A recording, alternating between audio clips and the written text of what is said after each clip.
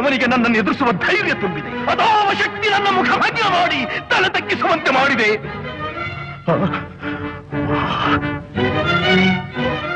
ಅವನೇ, ಆ ದುಷ್ಟನೇ, ಆ ನನ್ನ ಕುಲವೈರಿಯಾದ ಹರಿಯೇ ಇದಕ್ಕೆಲ್ಲ ಕಾರಣ.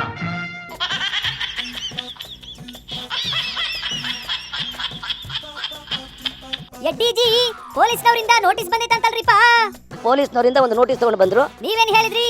ನಾನು ಹೇಳಿದೆ ಈಗಾಗಲೇ ನಾವು ಅನುಮತಿಯನ್ನ ತಗೊಂಡಿದ್ದೇವೆ, ನಿಮ್ಮ ನೋಟಿಸ್ ತಗೊಂಡೋಗಿ ನಿಮ್ಮ ಮುಖ್ಯಮಂತ್ರಿಗಳು ಕೊಡಿ ಅಂತ ಹೇಳಿದ್ದೇನೆ. ಓಕೆ, ಈಗ ಏನ್ ಹೇಳಿದಾರೆ? ಅದೇ ಇಲ್ಲಿ ನೀವು ಒಂದು ವಾರದ ಮೇಲೆ ಇಲ್ಲಿ ಹೆಚ್ಚು ದಿನ ಇರೋ ಹಾಗಿಲ್ಲ. ಹೌದೌದು, ಇದೇನ್ ಚೌಲ್ಟ್ರಿ ಅನ್ಕೊಂಡ್ರೇನ್ರಿ ನೀವು? ಬೇರೆಯವರು ಇದನ್ನು ಕೇಳ್ತಾರೆ, ಅದಕ್ಕೋಸ್ಕರ ನಮ್ಗೆ ತೊಂದರೆ ಆಗುತ್ತೆ ಅನ್ನೋದನ್ನ ಹೇಳಿದ್ದಾರೆ.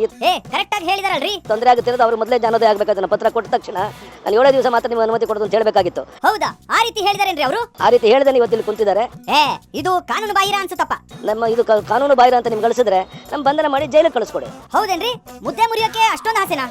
ಆದ್ರಿಂದ ಯಾವುದೇ ಕಾರಣಕ್ಕೆ ನಿಮ್ ಯಾವುದೇ ಬೆದರಿಕೆಗೆ ಬಗ್ಗೋ ಯಡಿಯೂರಪ್ಪ ಅಲ್ಲ. ಸರಿ, ಈಗೇನ್ ಮಾಡ್ತೀರಿ?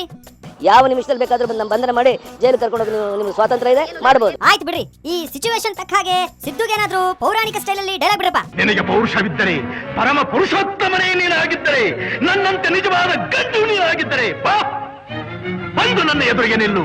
ನಿನ್ನ ಉದರವನ್ನು ಬಗೆದು ನಿನ್ನ ಕರುಳುಗಳನ್ನು ಮಾಲೆ ಹಾಕಿಕೊಂಡಿದ್ದರೆ ನಾನು ಹಿರಣ್ಯಕಶಿಪುವೇ ಅಲ್ಲ.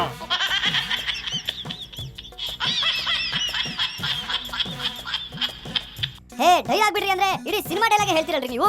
ಆಯ್ತು ಬಿಡ್ರಪ್ಪ. ಓಹೋ, ನಮ್ ಕಾಮಿಡಿ ಪೀಸು ವಿಶ್ವವಿಖ್ಯಾತ ವಿಶ್ವನಾಥ್ ಅಂಕಲ್ ಇಲ್ಲೇ ಅದರಲ್ರಪ್ಪ.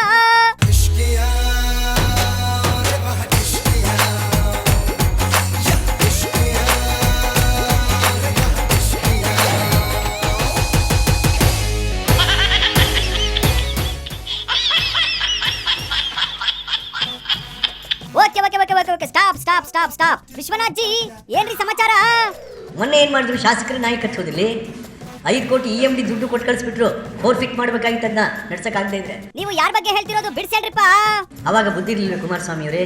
ಓ, ನಮ್ ಕುಮ್ಸ್ ಬ್ರದರ್ಗೆ ಅವರು ನಿಮ್ ಬಗ್ಗೆ ಬೇಜಾನ್ ಆರೋಪ ಮಾಡ್ತಾವ್ರಂತಲ್ಲ. ಸುಮ್ಮನೆ ಗಿಮಿಕ್, ರಾಜಕೀಯ ಗಿಮಿಕ್.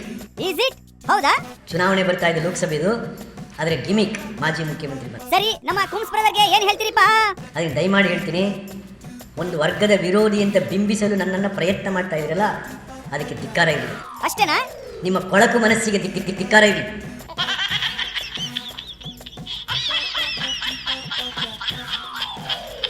ಆಯ್ತು, ಅದು ಬಿಟ್ಟಾಕಿ ನಮ್ಮ ನಮೋ ಮೋದಿಜಿ ಬಗ್ಗೆ ಏನಾದ್ರೂ ಹೇಳ್ರಿಪ್ಪ. ತಪ್ಪು ಹೇಳಿಕೆ ಕೊಡ್ತಾ ಇರ್ತಕ್ಕಂಥದ್ದು. ಹೌದು, ಮುಂದಿನ ಪ್ರಧಾನಿ. ಅಯ್ಯೋ ಪ್ರಧಾನಿ, ನಿಮ್ಗೆ ಮಾಹಿತಿನೇ ಗೊತ್ತಿಲ್ಲಲ್ಲಪ್ಪ. ಹೌದಾ? ಮೋದಿ ಬಗ್ಗೆ ಇನ್ನೇನೇನೇನೇನು ಗೊತ್ತೈತೆ ನಿಮ್ಗೆ? ವಾಸ್ತವತೆ ಗೊತ್ತಿಲ್ಲದೆ ಇರುವಂತವ್ರು. ಒಂದು, ಈ ಕೇರಿಲಿ ಯಾರು ಮರ್ಡರ್ ಆಯ್ತು ಅಂತ ಆ ಕೇರಿಲಿ ಹೋಗಿ ಹುಟ್ಟಿಸುವಂತವ್ರು, ಸುಳ್ಳು ಹೇಳುವಂತವ್ರು. 2, ಜನರಲ್ಲಿ ಗೊಂದಲ ಮೂಡಿಸುವಂತವ್ರು. 3, ಅದನ್ನ ಪ್ರಧಾನಮಂತ್ರಿ ಕ್ಯಾಂಡಿಡೇಟ್ ಮಾಡಕ್ಕೆ ಶುರು ಮಾಡ್ಬಿಟ್ಟಿದ್ದಾರೆ. ಭಾರಿ ಪ್ಲಾನ್ ಮಾಡ್ತಾವ್ರು ಬಿಡ್ರಿ. ಮುಂದೆ ಹೇಳ್ರಿ. ಯಾರು ಈ ದೇಶದ 125 ಕೋಟಿ ಜನರ ಬದುಕು, ಆಸ್ತಿ, ಮಾನ, ಗೌರವ ಇವೆಲ್ಲ ಕಾಪಾಡಬೇಕಾದಂಥ ಪ್ರಧಾನಿ ದೇಶದ ಚರಿತ್ರೆನೇ ಗೊತ್ತಿಲ್ಲ ಅಂತಂದ್ರೆ ಹೇಗೆ? ಅದು ಬಿಟ್ಟಾಕಿ ಈಗ ಎಕ್ಸಾಕ್ಟ್ ಆಗಿ ನಮೋ ಅಂದ್ರೆ ಏನ್ರಿ? ನಮೋ ನನಗೆ ಮೋಸ. ಅದ್ವಾನಿ ಹೇಳ್ತಾರೆ, ನನಗೆ ಮೋಸ ಆಗೋಯ್ತು ಮೋದಿ. ಮೋಸ ಮಾಡಲೆಂದ ನೀನು ಬಂದೆಯ, ಪ್ರೀತಿ ಹೆಸರ ಹೇಳಿ ಎದುರು ನಿಂತೆಯ, ನಕ್ಕ ಹಾಗೆ ನಟನೆ ಮಾಡಿ ಕಾದೆಯ, ನಗುವ ಸದ್ದಿನಲ್ಲೇ ಹೃದಯ ಒಡೆದೆಯ. ಹೌದಾ? ಮತ್ತಾರ್ಯಾರಿಗೆ ಮೋಸ ಆಗೈತೆ? ಸುಷ್ಮಾ ನನಗೆ ಮೋಸ ಆಯ್ತು. ಇವ್ರಿಗೆ ಅರುಣ್ ಜೇಟ್ಲಿ ಅವ್ರಿಗೆ? ಜೈಟ್ಲಿ ನನಗೆ ಮೋಸ ಆಯ್ತು. ಆಮೇಲೆ ಉಮಾ ಭಾರತಿ ಅವ್ರಿಗೆ? ಉಮಾ ಭಾರತಿ ನನಗೆ ಮೋಸ ಆಯ್ತು. ನ್ಯಾಷನಲ್ ಲೀಡರ್ ಬ್ಯಾಡ್ರಪ್ಪ, ನಮ್ಮ ಸ್ಟೇಟ್ ಲೀಡರ್ ಯಾರಾದ್ರೂ ಲಿಸ್ಟ್ ಅಲ್ಲಿ ಇದ್ದಾರಾ? ಇಲ್ಲಿ ಯಡಿಯೂರಪ್ಪನವರು ನನಗೆ ಮೋಸ ಆಗೋಯ್ತು. ಓ, ಎಡ್ಡಿಜಿಗೂ ಮೋಸ ಆಗೋಯ್ತಾ? ಒಟ್ಟಲ್ಲಿ ನಮೋ ಅಂದ್ರೆ ನಿಮ್ಮ ಅರ್ಥದಲ್ಲಿ? ಇದು ನಮೋ ಅಂತ ಅಂದ್ರೆ ನನಗೆ ಮೋಸ ಬ್ರಿಗೇಡಿ. ನಮೋ ಮೋಸ, ನನಗೆ ಮೋಸ ಆಯ್ತು.